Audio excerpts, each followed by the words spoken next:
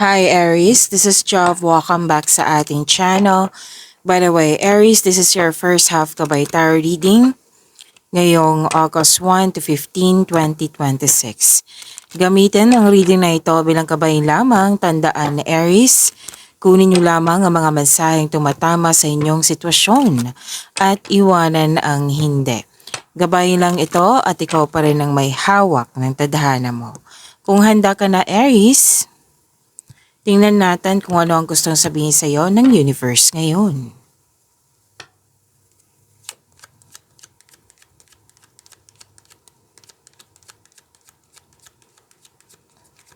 Mga parating para kay Aries ngayong August 1 to 15, 2026.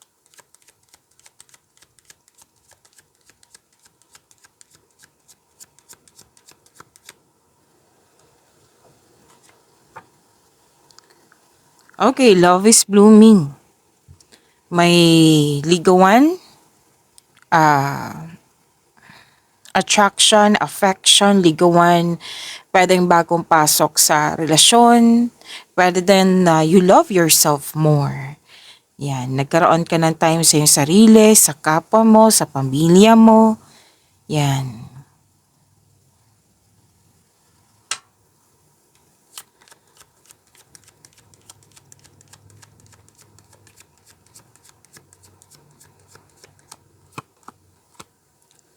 May malaking influence ang isang babae po.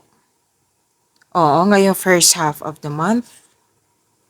Na pwedeng ikaw to na malaki ang influence mo sa kapwa mo. Or pwedeng ibang tao na malaki ang kanyang influence ngayon sa iyo. Pwedeng ito yung inspiration mo. Or inspiration nagbigay ng tulong sa iyo. Or nagbigay ng sakit ng ulo.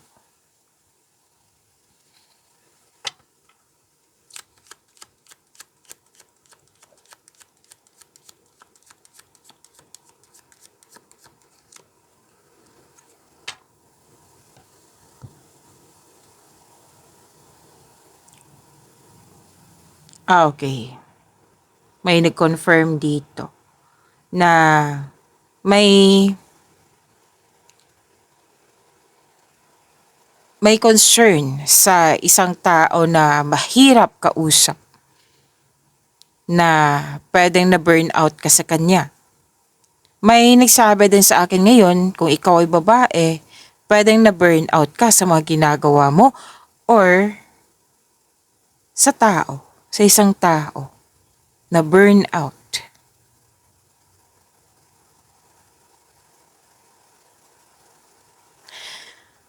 Nakikita ko dito na may concern sa delay.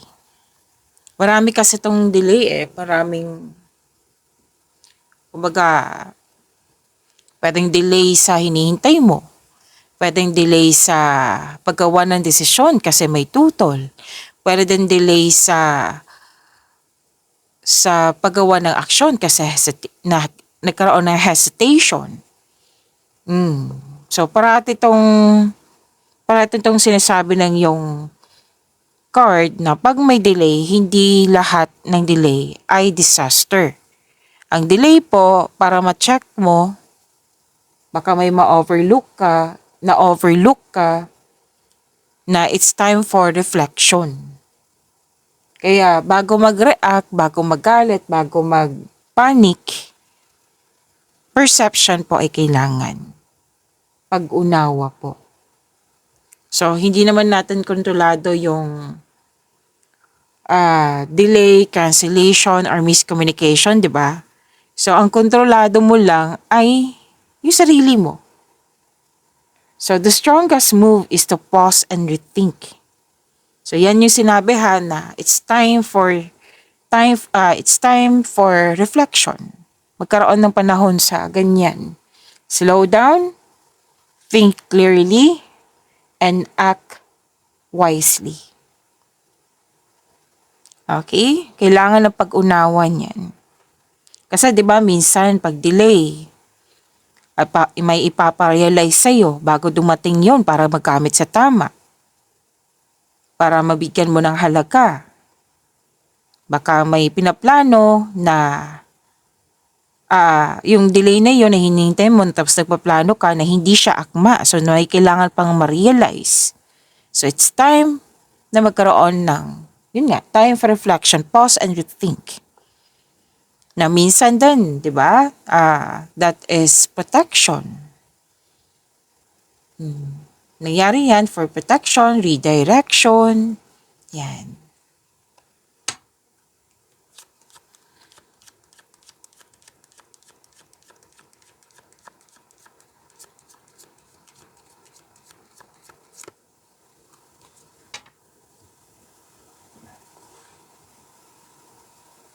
Ay wow, may cash flow oh.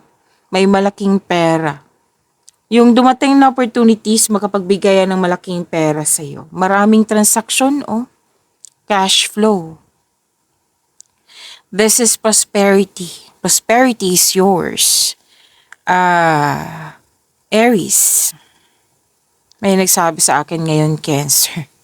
O, baka iniisip kayo ni Cancer or kayo, iniisip nyo Aries si Cancer. So, this reading is for, Aries. Okay? Baka may nabanggit ako kanina na ibang sign. So, this reading is for Aries.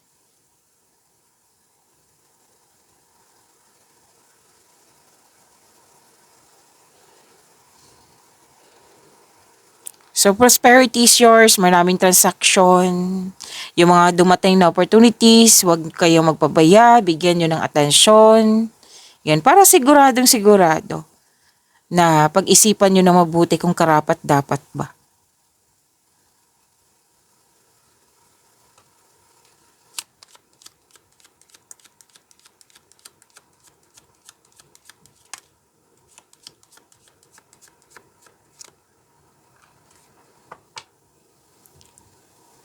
May exciting na ganap. You felt very excited. Okay, may nag-uusap dito na magkakapatid. Pwedeng kapatid mo or pwedeng na-witness mo lang na magkakapatid. Nag-uusap po. Pwedeng literal talaga na personal na nag-uusap. Pwede din online. May nakita kasi akong online dito. Okay, sabi ng yung card dito na huwag magpa-apekto sa chismis. Kasi ang ilan sa inyo nagpapa-apekto sa chismis. Kumbaga sinabi na yung card dito, yung chismis na yan walang kabuluhan. Okay? Na hindi siya worth it na bigyan ng atensyon. So yan ang sagot ng yung card ha. Baka ang iba dito nagpapa-apekto na sa chismis. Aries.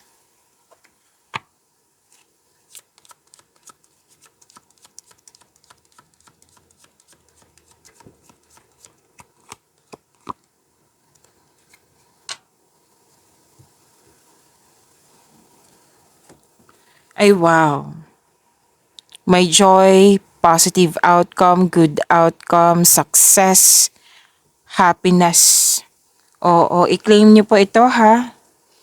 Ang ganda nito. At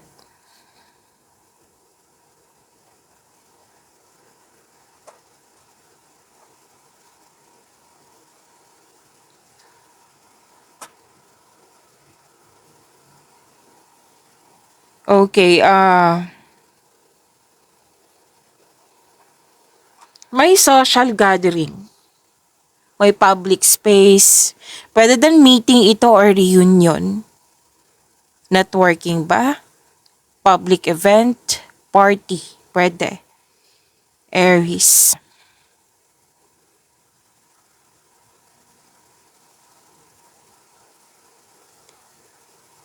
May harvest, wow. May harvest po, pwedeng literal to na harvest. Or pwede din na harvest ito sa pagiging productive niya sa araw-araw. So, congratulations. Anong tawag dito? Aries. At Aries may ano dito. Depende kasi to sa inyong sitwasyon. Na pwedeng bagay to, pwedeng sitwasyon, pwedeng connection sa isang tao. Kasi may ano dito, mabilis na pagtanggal or quick ends. Okay? Pwedeng sitwasyon yan ha, pwedeng connection, pwedeng bagay, kung ano man po ito. Depende kasi ito sa sitwasyon. Siyempre, iba-iba kayo ng sitwasyon ngayon. At, oo, may loss of connection naman ako nakikita dito. Pwedeng nangyari or di kaya'y itong loss of connection na ito, pwedeng tampuhan lang po. Or naalala mo siya. Na nagkaroon ka ng loss of connection sa nakaraan at naalala mo siya.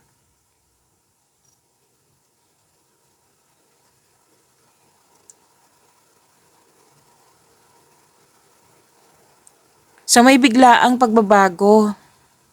Ang sinabi na yung card dito, expect the unexpected. Innovation to, pagbabago. May concern ka sa mataasang ego or sobrang stricto. Gusto mo nga ng me time dito para makapag-isip at makapagpahinga. Or pwede din pong apart ito, like space.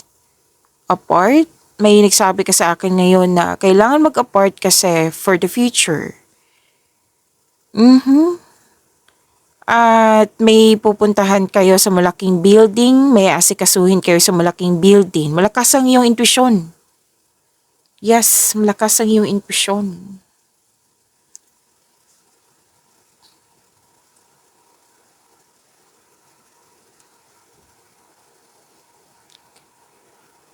Some of you may balak or ginawa na nagkaroon ng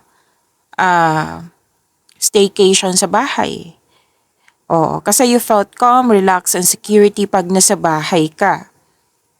At may nakabenta ng bahay, may bumili ng property, may bumili ng bahay, oo.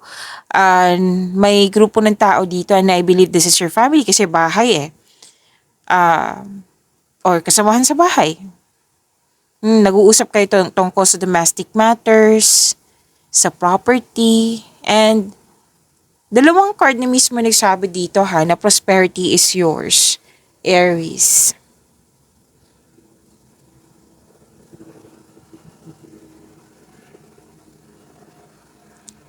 Nakatanggap kayo ng blessings, at ang ganda ng blessings nyo ha. Oo. Clarity, pag-asa, healing, ideas. Alam niyo naman na gustong-gusto ko yung ideas sa mga matagal na dito, 'di ba? Open ako sa inyo na pag ideas talagang gustong-gusto ko kasi alam ko na galing niya sa universe na para sa ikakaunlad. Okay? So galingan niyo po, bigyan niyo ng attention ng mga ideas niyo. Oo, baka yan yung answered prayer na hinihingi nyo, di ba? So, may nakita ko dito nag-research sa internet. Ano to dreams do come true.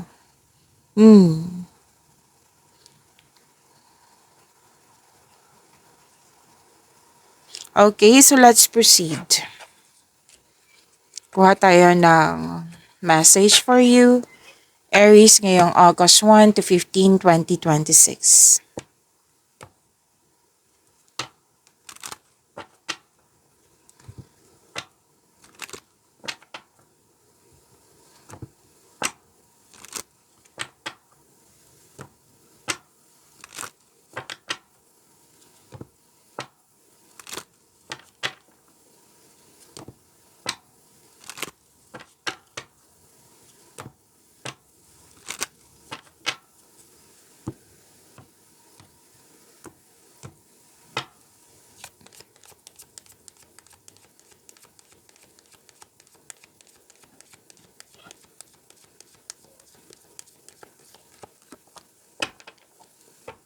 Oh, ito rin yung nakita ko kanina, vision.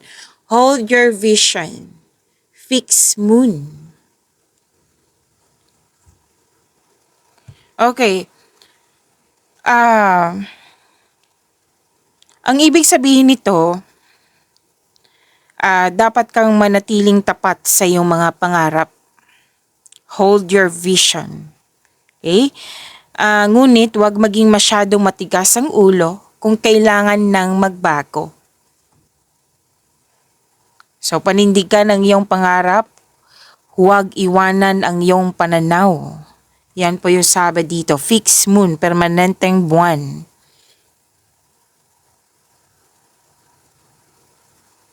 Kailangan mong manindigan ng matatag sa iyong paniniwala.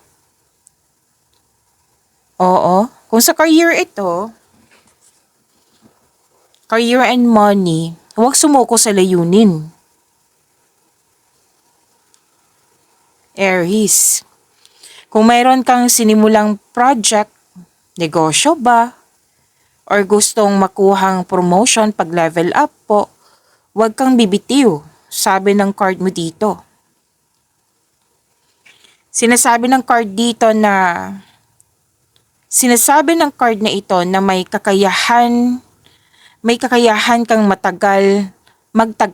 Okay? May kakayahan kang magtagal at magtiis upang maabot ang tagumpay. So naniniwala ang card na ito na may kakayahan ka na magtagal. Kumbaga matiis mo siya na huwag sumuko. Iwasan ang katigasan ng ulo, sabi ng message na ito. So kung hindi gumagana ang iyong kasalukuyang diskarte, lalo na sa kaperahan or sa trabaho, huwag pilitin ang sarili. Mag-isip po ng bagong paraan para umasenso. At huwag hayaan ma-stuck ang iyong pera or career mo dahil lamang ayaw mong makinig sa payo ng iba. Okay, so tandaan niyo po yan. Yan po ang advice ng message na ito. So about sa love and relationship, ang card na ito ay nagpapakita ng isang relasyon na may matibay na pundasyon at pangmatagalan. Gayunpaman, kung kayo ay may pinagdadaanan po na lalo na't hindi pagkakaunawaan, so may babala dito may warning na may isa sa inyo na masyadong matigas ang ulo. So kumbaga hindi siya gamit, hindi wag pairalin ang katigasan ng ulo. So isa sa inyo nagkaroon ng matigas ang ulo nang dahil sa hindi pagkakaunawaan. So, kung ma-overcome mo to, kung aayusin nyo tong dalawa, kasi relasyon magtutulungan kayong dalawa, mas magkakaroon ng stability sa inyong relasyon. Kailangan nyo ang isa sa inyo magbaba ng pride. Pwedeng both. Okay? Huwag hayaan na ma-stuck ang iyong relasyon sa paulit-ulit na away. Na pwede din na kung kahit siya yung, let's say, siya yung mahaba yung pride o may pride, pwedeng ikaw yung maggawa ng paraan para maging maayos kayo. Okay? Mag-usap kayo ng mahinahon. Sa mga single, paalala ito na huwag ibaba ang iyong standard para lamang magkaroon ng kasama. Baka ang ilan di dyan na nagmamadali, 'di ba? So panatilihin ang iyong pananaw kung anong klaseng kapareha ang nararapat para sa iyo.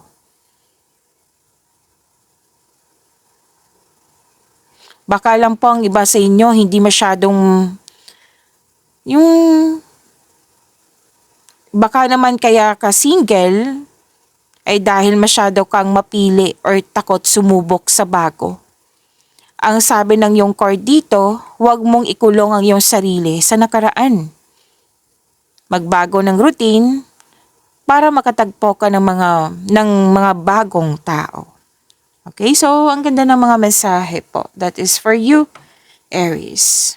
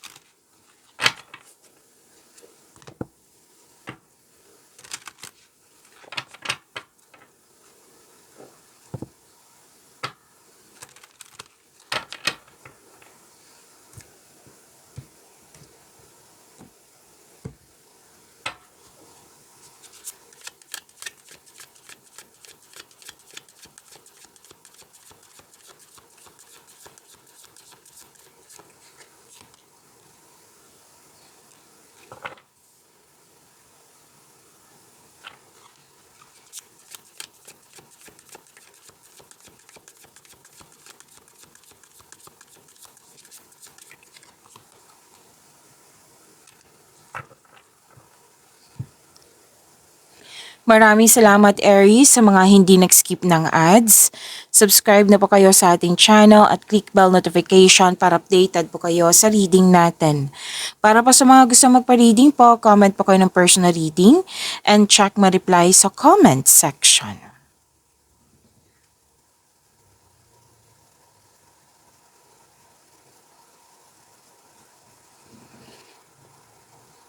Okay, by the way Aries, wala pala akong reading ngayon for this week. Oo, so abangan na lang natin sa next video kung open na ako.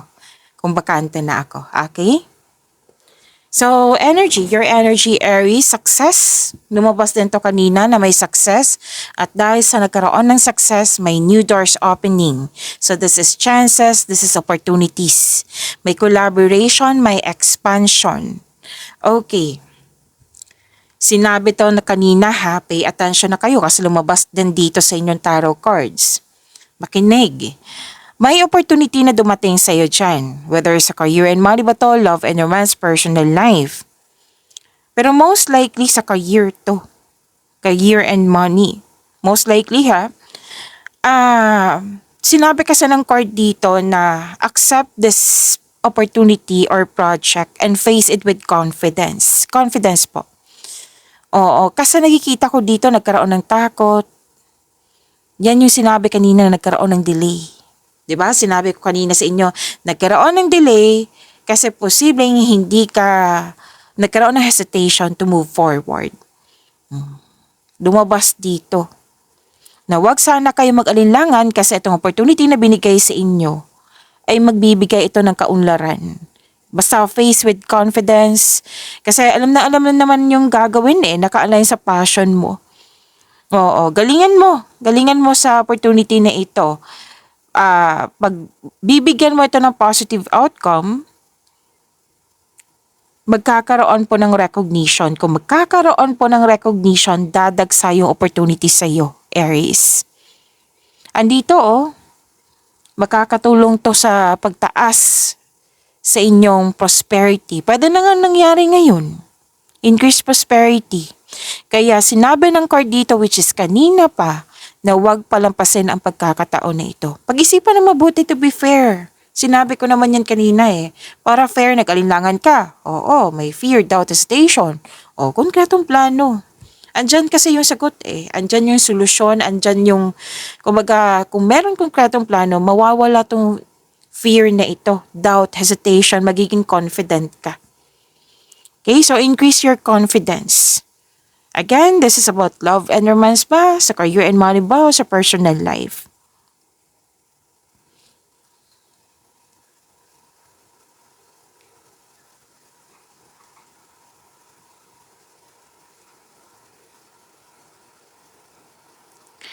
Okay, so sinabi din kanina na lumabas din siya dito sa tarot cards niyo na may ligawan.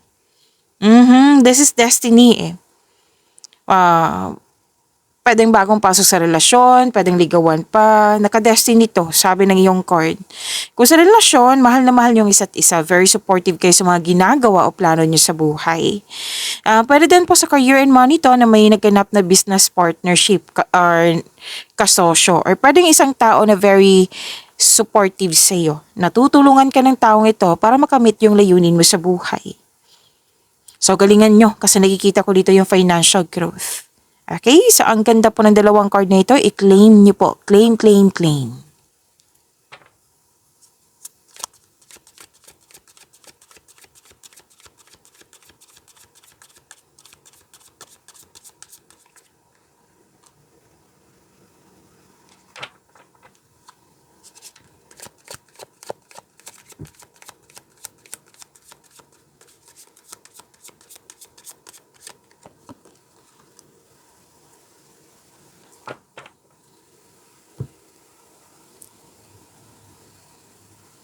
Okay, may nakita kong advice dito sa career and money nyo po, Aries.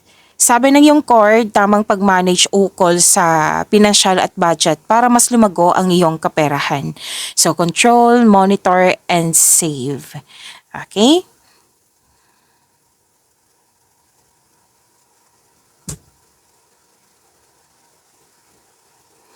Oh, andito pa rin yung offer. Job offer. Sa mga naghahanap ng trabaho dyan, kumilos na po kayo, okay? Kasi may job offer dito, job opportunity or any kind of opportunity na naka-align sa inyong career and money.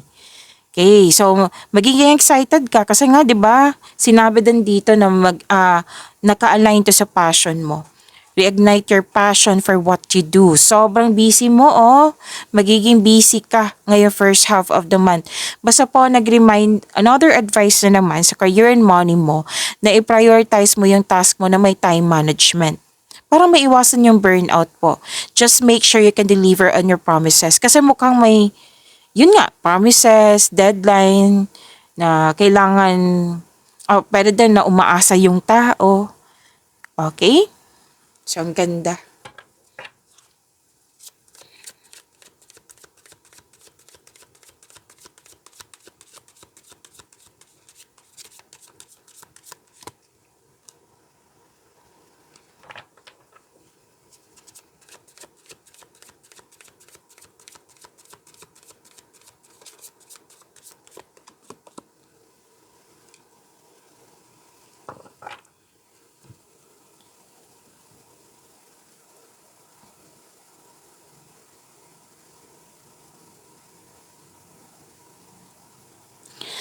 Okay, so, by the way, Aries, kung gusto nyo ma-notify, like ma-prompt, like mapanood nyo po agad yung premiere na video natin,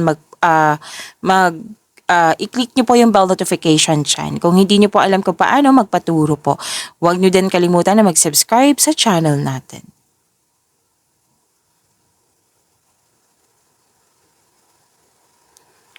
Oh, andito pa rin eh. News of new love parating sa'yo. Pwede ngang nagparamdam na or pumasok na kayo sa buhay pag-ibig, which is sinabi kanina at dito din. Naalala nyo? Or pwede din nag-enjoy kayo ngayon sa bagong passion mo, which is sinabi naman paulit-ulit kanina. Para sa mga relasyon sa buhay mag-asawa, may date or outing akong nakikita dito. May love messages, sweetness, kindness.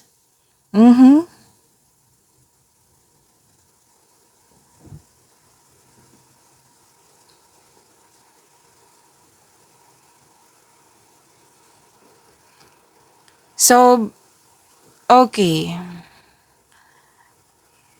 Mukhang may ligawan na nga, some of you.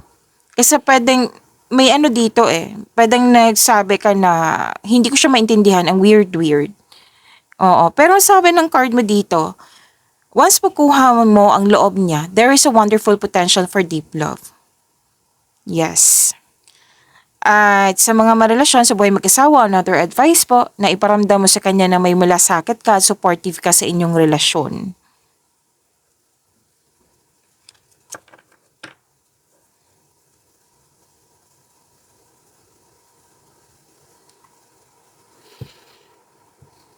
Another success, oh.